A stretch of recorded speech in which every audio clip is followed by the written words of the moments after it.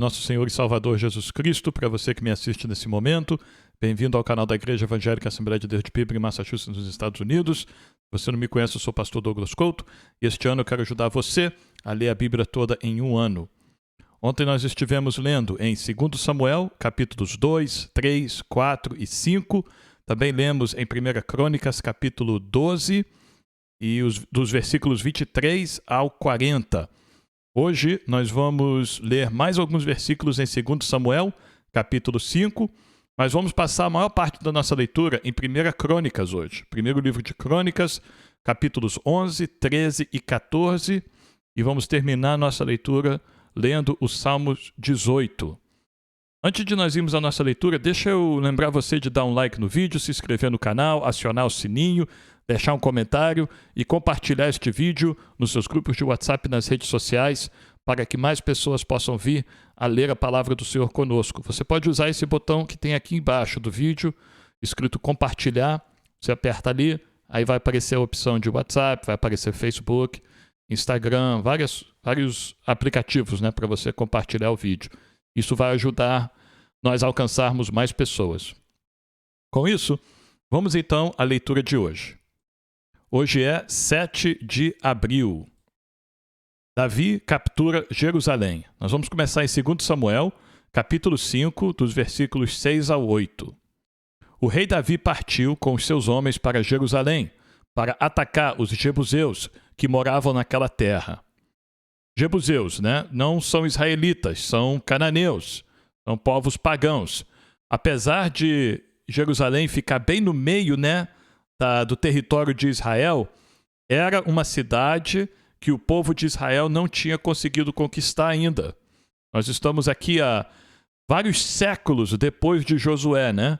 E o povo de Israel ainda não conseguiu conquistar Jerusalém. Moram ao redor de Jerusalém, mas no meio ali da nação de Israel tem essa cidade chamada Jerusalém, que quer dizer a cidade da paz, e o povo de Israel não conseguiu conquistar. Pertence à terra prometida, que Deus prometeu dar ao povo de Israel. É uma terra que Deus falou que daria ao povo, mas eles não conseguiram conquistar ainda.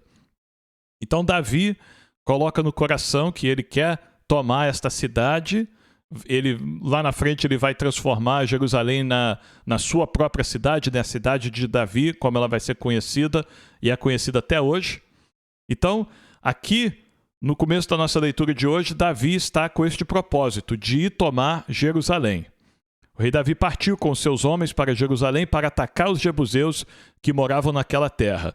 Os jebuseus disseram a Davi: "Você não entrará aqui. Até os cegos e os coxos poderão impedi-lo de entrar." Era uma cidade, já naquela época, bem fortificada, uma cidade no alto, então não era fácil para ser tomada. E por algum motivo, os jebuseus não sabiam da fama de Davi. Ou talvez sabiam, mas estavam menosprezando ele, né? Então, essa expressão aqui, né, de até os cegos e os coxos, quer dizer, as pessoas mais fracas da nossa cidade aqui, as pessoas menos fortes, menos militares, serão o suficiente para derrotar você, Davi. Você não vai conseguir tomar essa cidade. Com isto, queriam dizer, Davi não entrará neste lugar. Porém, Davi tomou a fortaleza de Sião, isto é, a cidade de Davi. Davi, naquele dia, mandou dizer: todo o que está disposto a atacar os jebuseus, suba pelo canal subterrâneo e ataque os cegos e os coxos, a quem a alma de Davi odeia. E claro, né? Assim como os jebuseus usaram essa expressão de cegos e coxos para menosprezar Davi, Davi está menosprezando os jebuseus, dizendo que, olha, ataquem os jebuseus e matem todos eles, todos estes cegos e coxos. Ele não está falando aqui, Davi não tinha assim um preconceito contra pessoas deficientes físicas, sabe? Não é isso. Muito pelo contrário, porque daqui a alguns capítulos nós vamos ver Davi procurar alguém da casa de Saul para abençoar, e justamente quem é que vai aparecer? Mefibosete, um homem que é coxo, ele é deficiente físico. E Davi vai abençoar ele, vai trazer ele para sua mesa, para o seu palácio, para Jerusalém, e vai abençoar Mefibosete. Então Davi não tem preconceito aqui contra pessoas que têm deficiências físicas. Davi está simplesmente usando a mesma expressão irônica, né, que os jebuseus usaram, quando eles disseram que os cegos e os coxos lá de Jerusalém iam impedir Davi de entrar. Então Davi está dizendo, olha, esse povo todo aí, considere eles todos cegos e coxos, né? Mas não tenha misericórdia de ninguém. Parte para cima, ataque todo mundo que está nessa cidade e tome essa cidade. Porque eu odeio todos esses jebuseus que estão nessa cidade, eu odeio eles. Eles são inimigos de Deus, portanto eles são meus inimigos também.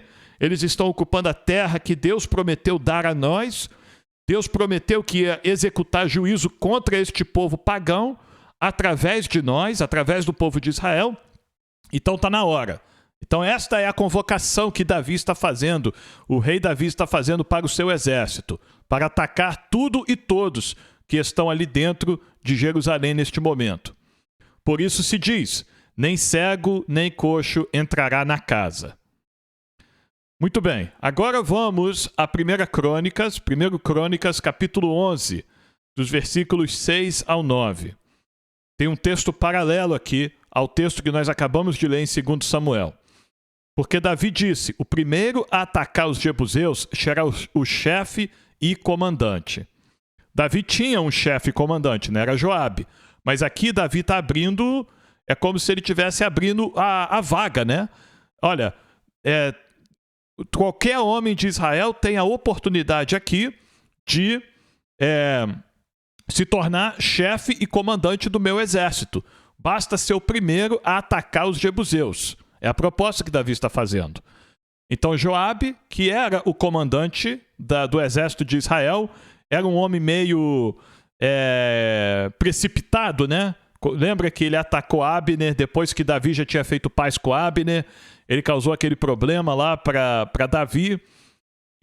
Mas ele é o general deste momento. E provavelmente vendo, né, que o cargo dele estava sendo estava sendo oferecido a qualquer homem, a Bíblia diz que ele pula em cima dessa oportunidade, né? Então Joabe, filho de Zeruia, atacou em primeiro lugar e foi feito chefe. Quer dizer, ele não perdeu o cargo dele. Ele partiu para cima, atacou, viu a necessidade, né, de dar o exemplo aqui, e ele foi o primeiro a atacar e foi feito chefe. Assim, Davi morou na fortaleza, por isso ela foi chamada de Cidade de Davi. Ele foi edificando a cidade ao redor, desde Milo, completando o circuito. E Joabe renovou o resto da cidade. Davi ia crescendo em poder cada vez mais, porque o Senhor dos Exércitos estava com ele. Ok, então o que aconteceu aqui nestes dois trechos aqui da palavra do Senhor que nós lemos? Aqui, Davi invadiu Jerusalém, derrotou os inimigos, expulsou eles, matou os que resistiram, né? E tomou Jerusalém. Davi tomou. Aqui concluiu, então, a tomada de Jerusalém. Davi tomou Jerusalém dos jebuseus, foi habitar em Jerusalém, foi levantar os muros, né? As paredes de Jerusalém, aqueles mesmos muros que lá na frente Neemias depois ia trabalhar com muito zelo para restaurar. Aqui Davi está edificando estes muros da cidade de Jerusalém. E por que Davi conseguiu fazer isso? Você pode lembrar, né, que em outros trechos de batalhas de Davi tem muita descrição, né, na palavra do Senhor, tem muitos detalhes sobre a batalha. Davi fez isso, Davi fez aquilo, o inimigo correu para cá, Davi tal. Aqui não tem. Parece que foi uma coisa pequena, né? Foi fácil, mas não foi. Teve luta aqui também. Davi teve luta também para conquistar a cidade de Jerusalém. Mas por que Davi conseguiu conquistar a cidade de Jerusalém? Por que Davi estava crescendo cada vez mais? Por que ele estava tendo sucesso em tudo que ele fazia? Aqui está a resposta. Porque o Senhor dos Exércitos estava com ele. É porque Deus estava indo à frente e dando estas vitórias a Davi. é porque o Senhor estava se movendo em favor de Davi. Este era o segredo da vitória de Davi. Deus estava lutando por ele. Hirão constrói a casa de Davi. Vamos voltar agora a 2 Samuel, no capítulo 5, versículos 11 e 2. Hirão, rei de Tiro, enviou a Davi mensageiros, madeira de cedro, carpinteiros e pedreiros. Estes construíram um palácio para Davi. Este Hirão era rei de uma ilha no mar Mediterrâneo, chamado Tiro. Não era inimigo mortal de Israel, não era inimigo mortal de Deus. Era um povo com o qual Davi fez uma aliança, e Davi vendia comida, vendia alimentos para eles, e eles vendiam cedro, eles vendiam madeira, vendiam outras coisas, né? Na terra de Israel havia muita agricultura. Já na terra de Tiro havia muita árvores, né? Madeira de sobra. Então, essas duas nações fizeram muito câmbio aqui, né? Foi um homem que Deus usou para abençoar Davi. É um estrangeiro, não é um israelita, é um homem de outra nação, mas Deus usou este homem para abençoar Davi. E este homem construiu o palácio para Davi. Então Davi reconheceu que o Senhor o havia confirmado como rei sobre Israel e que tinha exaltado o seu reino por amor do seu povo de Israel. Então Davi, este é uma das grandes virtudes de Davi, sabe? Ele sempre reconhecia que todo o sucesso, toda a vitória, todas as conquistas dele vinham do Senhor Deus. Nada vinha das mãos dele, nada era por causa da força ou da capacidade dele. Tudo era por causa da fidelidade e da misericórdia e da graça do Senhor sobre a vida dele. E ele dá testemunho disso aqui. Vamos continuar. Voltando então a 1 Crônicas, agora vamos ao capítulo 13. Davi vai recuperar a arca. Porque Davi conquistou a cidade de Jerusalém, né? E isto foi uma grande vitória. Hirão, rei de Tiro, ajudou a construir um palácio para Davi. Isso também foi uma grande vitória. Mas tem uma coisa muito importante, talvez a coisa mais importante de tudo. O símbolo da presença de Deus, de fato, o artifício no qual a nuvem da glória de Deus repousava, isto é, a Arca da Aliança, não está em Jerusalém.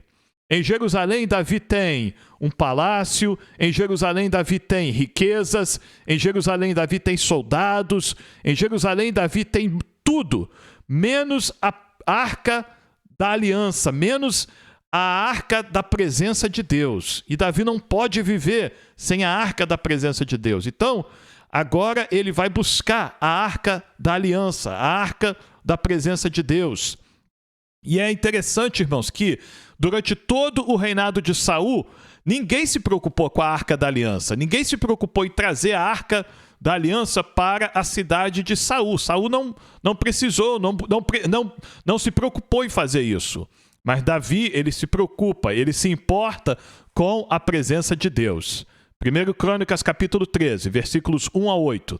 Davi consultou os capitães de 1000 e os capitães de 100, e todos os chefes, e então disse a toda a congregação de Israel: se vocês acharem por bem, e se isso for da vontade do Senhor, nosso Deus, enviemos depressa mensageiros a todos os nossos outros irmãos em todas as terras de Israel, e aos sacerdotes e aos levitas com eles nas cidades e nos seus arredores, para que se reúnam conosco. E então vamos trazer para o meio de nós a arca do nosso Deus, porque nos dias de Saul não nos valemos dela. Toda a congregação concordou em fazer assim, porque isso pareceu justo aos olhos de todo o povo. Davi reuniu todo o Israel, desde Sior, no Egito, até a entrada de Amate, para trazer a arca de Deus de Kiriate Jearim. Então Davi, com todo Israel, foi a Baalá, isto é, a Kiriate Jearim, que fica em Judá, para de lá trazer a arca de Deus, diante da qual é invocado o nome do Senhor, que se assenta acima dos querubins. Puseram a arca de Deus numa carroça nova e a levaram da casa de Abinadab. Uzá e Aiô conduziam aquela carroça. Davi e todo Israel se alegravam diante de Deus com todas as suas forças, com cânticos, com harpas, liras, tamborins, símbolos e trombetas. Ok? Até aqui está indo tudo bem, né? Davi achou a arca na casa de Abinadab. Esses dois homens, deixa eu voltar aqui atrás, o nome deles, Uzá e Aiô, provavelmente eram descendentes ou filhos de Abinadab, ou netos, descendentes de Abinadab, né? Então, eles estão trazendo, só que tem um problema. Eles estão trazendo a Arca da Aliança numa carroça. E quando Deus deu a ordem, as instruções de como transportar a Arca da Aliança, Deus falou que os sacerdotes teriam que levar a Arca da Aliança nos ombros, usando aquelas hastes, né, de madeira, nas argolas de ouro que foi instalada nas quatro pontas da arca. Isto nós vamos ver, vai criar um problema aqui para Davi e para o povo que está transportando a arca. Mas, neste momento aqui, o povo está com muita alegria, né? Estão muito alegres, estão celebrando ao Senhor, louvando ao Senhor, porque estão trazendo de volta a Arca de Deus para a cidade, a capital de Israel, que agora vai ser Jerusalém. E o povo está muito feliz por ter a oportunidade de transportar a Arca do Senhor. Mas aqui, em 1 Crônicas, capítulo 13, dos versículos 9 ao 14, nós lemos o seguinte: Quando chegaram à eira de Quidom, Uzá estendeu a mão para segurar a arca, porque os bois tropeçaram. Lembra, né? A arca não está sendo levada nos ombros de 4 sacerdotes. Ela está sendo levada sobre uma carroça. É uma carroça nova, mas não deixa de ser uma carroça. Provavelmente não foi amarrada, né? Não foi bem preparado o transporte da arca do Senhor. Então este homem, Uzá, ele vê que a arca vai cair, pode quebrar, né? E ele estende a mão para segurar a arca para ela não cair. Então a ira do Senhor se acendeu contra Uzá e o feriu por ter estendido a mão para segurar a arca. E ele morreu ali, diante de Deus. Deus matou este homem que ousou tocar na arca do Senhor. É uma atitude forte, né, da parte do Senhor, mas Deus está querendo mostrar aqui a seriedade dos seus mandamentos. Deus nunca autorizou transportar a arca numa carroça sendo puxada por bois. Deus tinha dado a instrução específica de como transportar a arca. Então o povo não está seguindo a instrução de Deus, e além disso, este homem, Uzá, que não é um sacerdote, ele toca na arca do Senhor. E aí Deus dá uma lição aqui para o povo de Israel através da vida deste homem.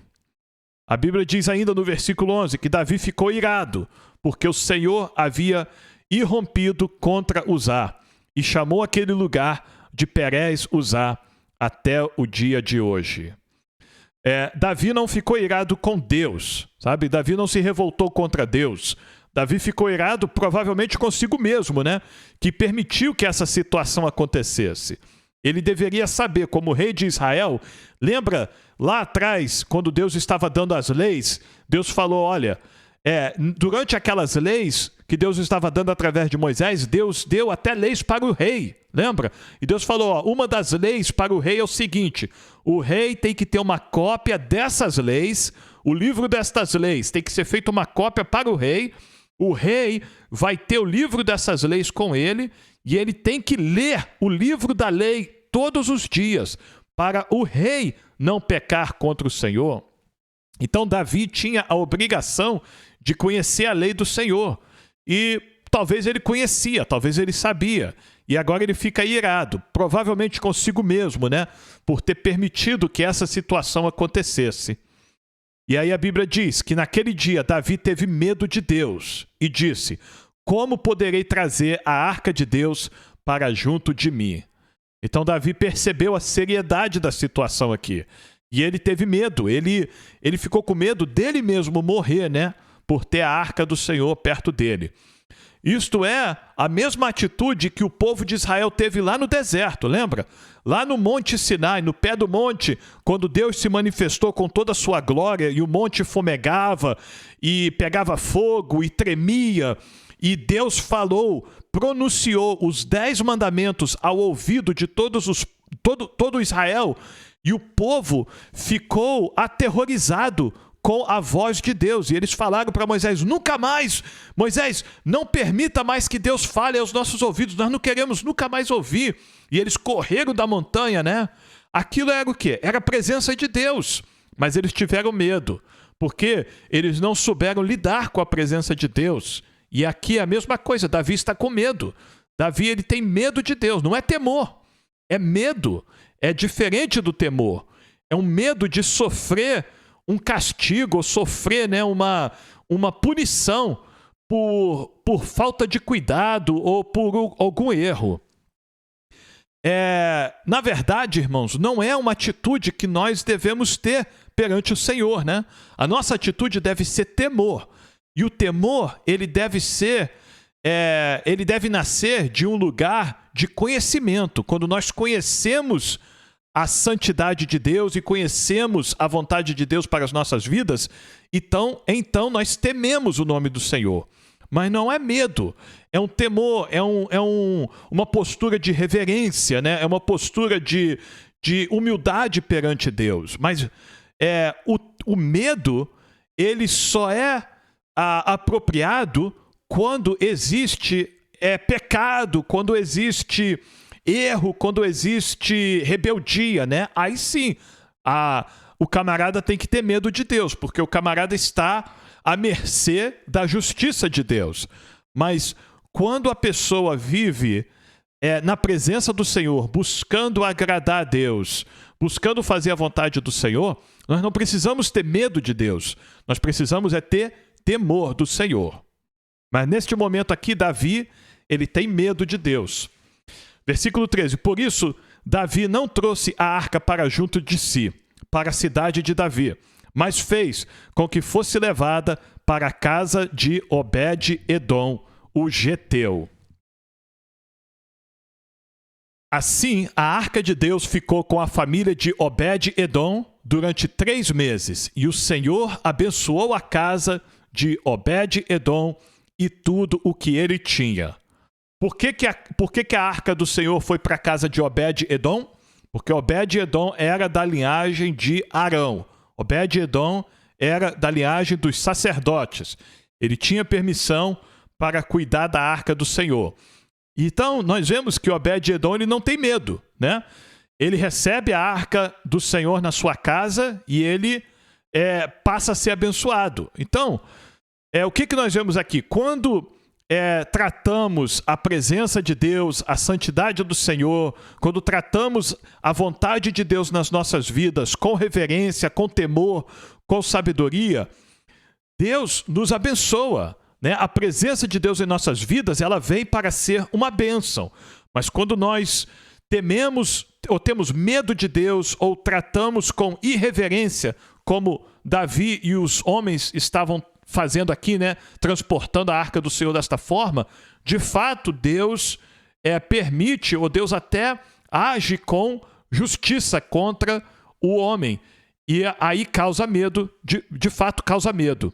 Não é o que Obed-Edom tinha. Obed-Edom não teve medo da arca. Pelo contrário, ele recebeu a arca do Senhor, recebeu a presença de Deus na casa dele e ele foi abençoado todo o tempo que a arca do Senhor esteve na casa dele. Vamos agora a 1 Crônicas, capítulo 14, versículos 8 ao 17. Os filisteus agora vão se levantar contra Davi. Quando os filisteus ouviram que Davi tinha sido ungido rei sobre todo Israel, subiram todos para prendê-lo. Quando soube disso, Davi saiu contra eles, mas os filisteus vieram e investiram contra ele no vale dos Refaíns.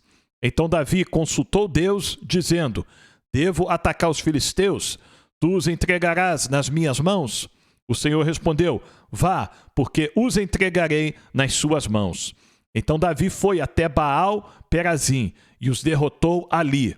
E disse: Deus, por meio de mim, rompeu as fileiras inimigas como as águas rompem barreiras.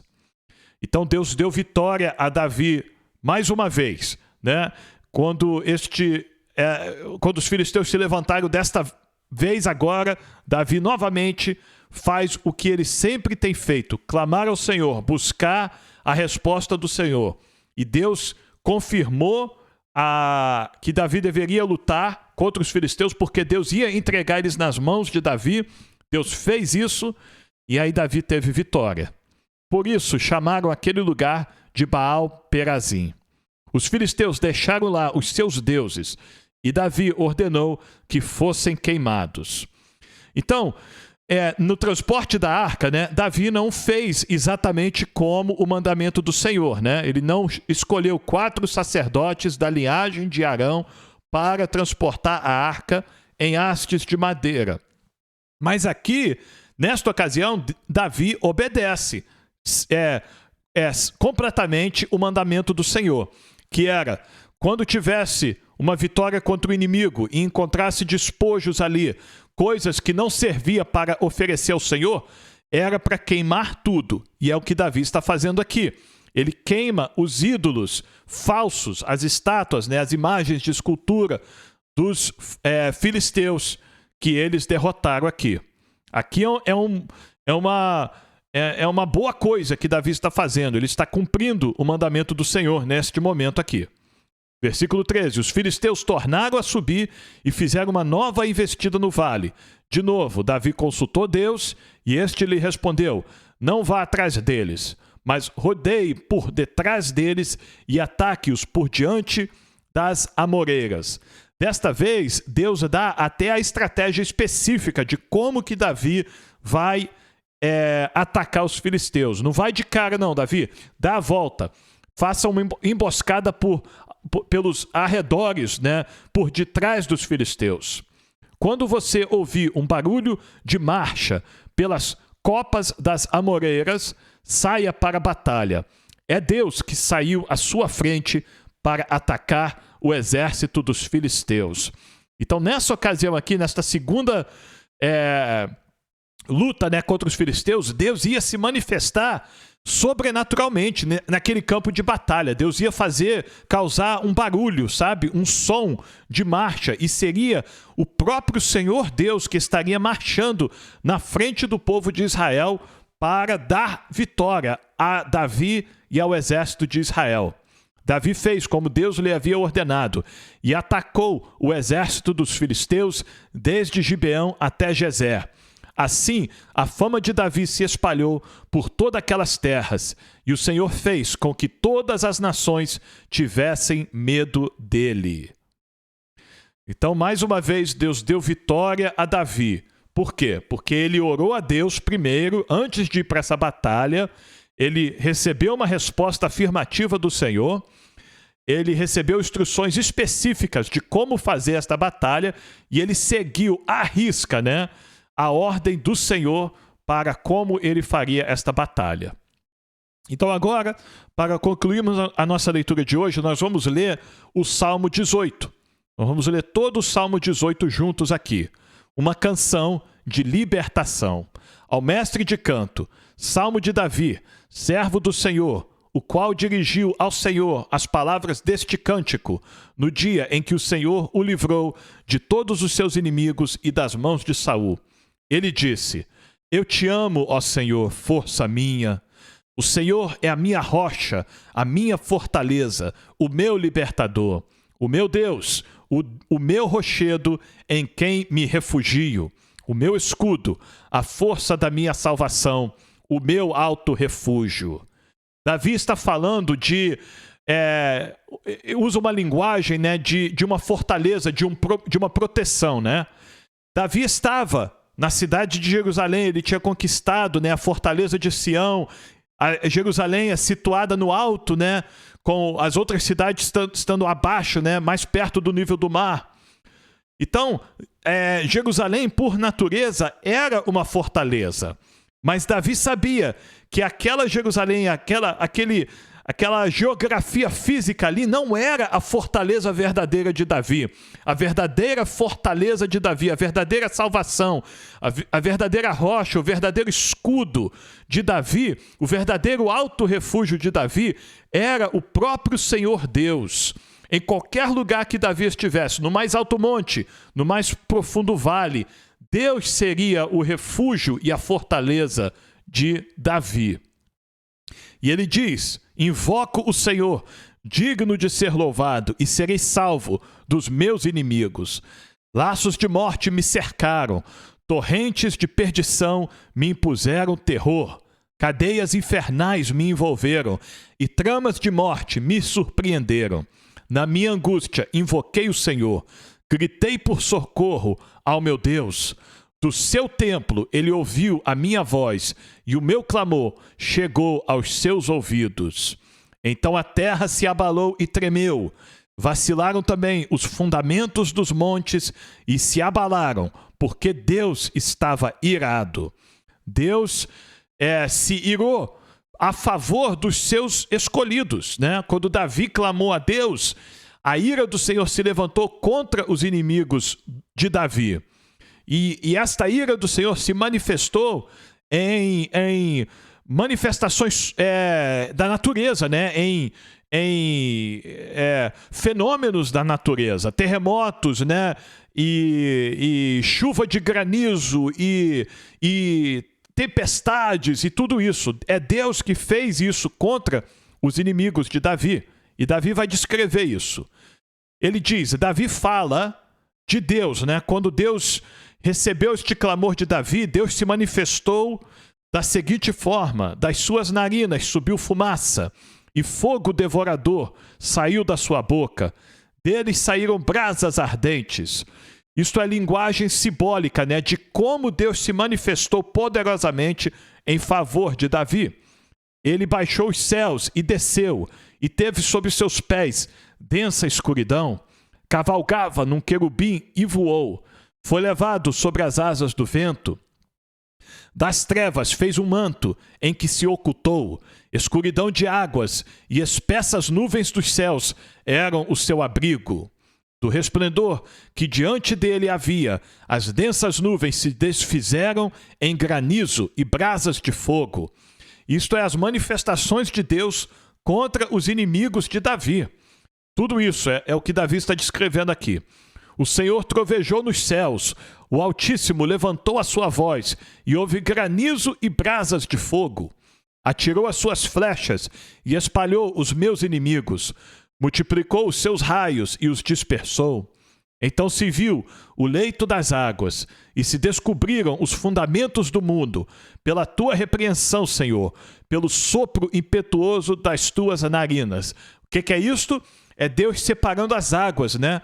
Quando Deus abriu o Mar Vermelho para o povo de Israel passar, todo mundo viu o fundo do Mar Vermelho. Quando Deus abriu o Rio Jordão para o povo de Israel passar, todo mundo viu o fundo do Rio Jordão. Então, esta era uma das formas que Deus agia em prol do seu povo. Ele soprava e abria os mares, né? E aí todos viam as profundezas dos mares. Do alto o Senhor me estendeu a mão e me segurou. Ele me tirou das águas profundas. Livrou-me de forte inimigo e dos que me odiavam, pois eram mais poderosos do que eu. Eles me atacaram no dia da minha calamidade, mas o Senhor me serviu de amparo. Trouxe-me para um lugar espaçoso. Livrou-me porque ele se agradou de mim. O Senhor me retribuiu segundo a minha justiça. Recompensou-me conforme a pureza das minhas mãos. Pois tenho guardado os caminhos do Senhor e não me afastei perversamente do meu Deus. Davi está falando, olha, eu fui fiel ao Senhor. Em todos esses dias até aqui eu tenho sido fiel ao Senhor e Deus tem recompensado a minha fidelidade. Isto é tanto um testemunho da sua fidelidade para com o Senhor, como também uma ordem, né, e um ensinamento para nós, leitores, para nós, ouvintes da palavra do Senhor, de que Deus recompensa a fidelidade dos seus fiéis. Aqueles que são fiéis ao Senhor, Deus é fiel para com eles. E é o que Davi está falando. Eu me mantive puro perante o Senhor. Isso não quer dizer que Davi foi santo, que nunca pecou, não. Ele está falando de uma vida de busca pela presença do Senhor, sabe? Uma vida, um modo de viver em que ele priorizava a vontade de Deus para a sua vida. Ele buscava ser santo perante o Senhor, ele buscava estar puro, sempre fazer a vontade de Deus, sempre agradar a Deus, e não agradar o povo, não agradar o inimigo, mas sempre buscar fazer a vontade do Senhor, seguir os estatutos do Senhor, né? Seguir as leis de Deus. Neste aspecto, Davi se achava puro e perfeito perante o Senhor. Ele ainda diz: porque todos os seus juízos estão diante de mim, e não rejeitei os seus preceitos. Ele está falando da lei de Deus. Todas as leis, todos os juízos, tudo aquilo que Deus quer de mim, eu sei, está perante mim, e eu não rejeitei nenhum de seus preceitos. Eu fiz, empenho-me em fazer a vontade do Senhor.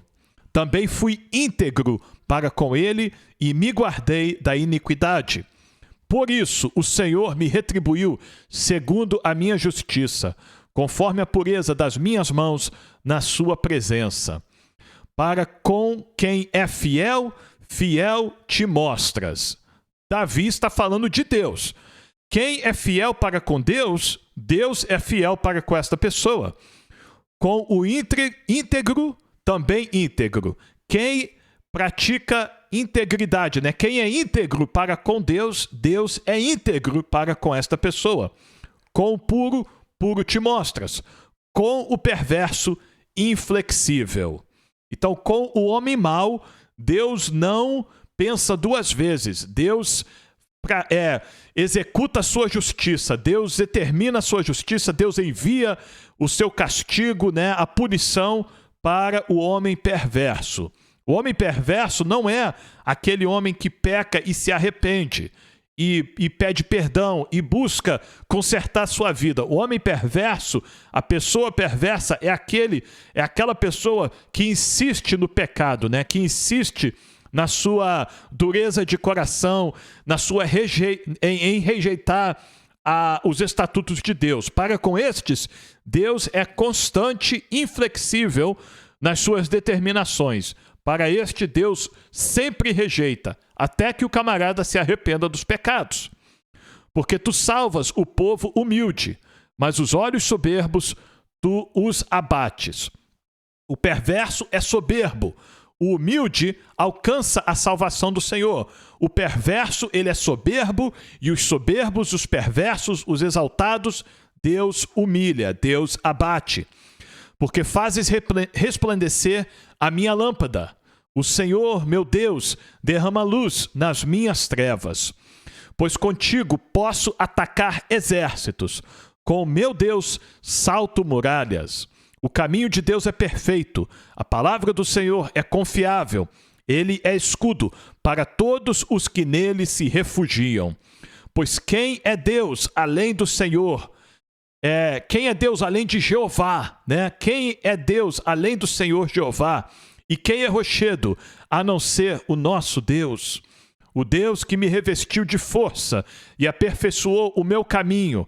Ele deu aos meus pés a ligeireza das corças e me firmou nas minhas alturas. Ele treinou as minhas mãos para o combate, tanto que os meus braços vergaram um arco de bronze, né? Geralmente o arco era feito de madeira, né? Madeira flexível, né?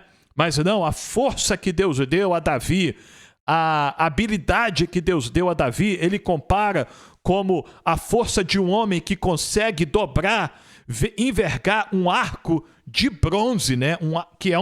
Bronze é um ferro duro, né? Mas Davi consegue envergar um arco de bronze, né? Isso está falando da capacidade que Deus deu a Davi de vencer os seus inimigos. Também me deste o escudo da tua salvação. A tua mão direita me susteve e a tua clemência me engrandeceu. Alargaste o caminho sob meus pés e os meus pés não vacilaram. Persegui os meus inimigos e os alcancei, e só voltei depois de ter acabado com eles. Esmaguei-os a tal ponto que não puderam se levantar. Caíram sob meus pés, pois me cingiste de força para o combate e me submetestes os que se levantaram contra mim. Também pusestes em fuga os meus inimigos, e os que me odiavam eu os exterminei. Gritaram por socorro, mas não houve quem os salvasse. Clamaram ao Senhor, mas ele não respondeu. Davi está falando dos inimigos. Davi está falando dos povos pagãos, inimigos de Deus, inimigos de Davi. Estes, quando clamaram aos seus falsos deuses por socorro, eles não responderam. Então, quando eles clamaram ao Senhor, Deus também não respondeu. Porque o clamor deles era falso, né? O clamor deles não era sincero. Deus não respondeu a eles. Então, os reduzi a pó, o pó que o vento leva. Lancei-os fora, como a lama das ruas. Dos conflitos do povo me livraste e me fizeste cabeça das nações. Um povo que eu não conhecia me serviu. Bastou-lhe ouvir a minha voz, logo me obedeceu. Os estrangeiros se mostram submissos a mim. Então, até os povos estranhos, né? Assim que eles ouviram falar o nome de Davi, assim que eles receberam a ordem de Davi, Deus deu tanta autoridade, tanta influência, colocou tanto medo e temor nos povos para com Davi, que assim que chegava uma ordem de Davi, aqueles povos se submetiam imediatamente ao mandado do rei Davi. Os estrangeiros fraquejaram e, tremendo, saíram das suas fortalezas. Ó, o Senhor vive, bendito seja a minha rocha, exaltado seja o Deus da minha salvação, o Deus que por mim tomou vingança e me submeteu povos, o Deus que me livrou dos meus inimigos. Sim, tu que me exaltaste acima dos meus adversários e me livrastes dos homens violentos. Por isso eu te glorificarei entre os gentios, ó Senhor, e cantarei louvores ao teu nome. É ele quem dá grandes vitórias ao seu rei e usa de misericórdia para com seu ungido, com Davi e sua posteridade para sempre. Amém. Louvado seja o Senhor pela sua palavra. Louvado seja o Deus de Abraão, de Isaque e de Jacó, que faz promessas e cumpre suas promessas. Louvado seja o Deus do rei Davi, que é o único que pode dar vitória ao seu povo. Amém? É o único que pode nos livrar do inimigo. E louvado seja o Senhor, porque Ele tem feito isso, não é verdade, amado? O Senhor tem cuidado de mim e de você. Se eu estou aqui, se você está aqui hoje ouvindo esta leitura, lendo a palavra do Senhor juntamente comigo, não tenha dúvida, amado, é porque o Senhor tem cuidado de você e tem cuidado de mim. É por causa da misericórdia do Senhor. É a misericórdia do Senhor, é a causa de nós não sermos consumidos. Então nós louvamos e agradecemos a Deus hoje, porque sem a graça e a misericórdia do Senhor nós não estaríamos aqui. Sem o sacrifício do Senhor Jesus Cristo por nós na cruz do Calvário, nós não estaríamos aqui. Nós estaríamos perdidos, mas porque Ele nos amou primeiro, porque Ele nos chamou, porque Ele nos redimiu, porque Ele nos perdoou e porque Ele nos selou com o seu Santo Espírito, nós podemos estar aqui hoje, não é verdade? Ouvindo a sua palavra, meditando na sua palavra, sendo edificado pela sua palavra e sendo desafiado mais uma vez, não é verdade? Assim como o rei Davi empenhou-se em se apresentar perante o Senhor de uma forma irrepreensível, que o Espírito Santo nos ajude hoje, no nome do Senhor Jesus Cristo, a nos apresentarmos ao Senhor todos os dias, assim como o rei Davi, com as mãos puras, com o coração puro, com a mente pura, com os nossos olhos puros, com a nossa língua pura perante o Senhor, não é verdade? Nós possamos nos apresentar assim, empenhando-nos a agradarmos ao Senhor, fazer a vontade do Senhor, resistir o mundo, né? As vontades do mundo, a cobiça do mundo, a concupiscência do mundo, as vontades da carne, e agradarmos ao Senhor a cada dia, né? Se nós fizermos isso, sem dúvida nenhuma, assim como o Senhor Deus foi fiel para com o rei Davi, ele será para conosco também. Amém?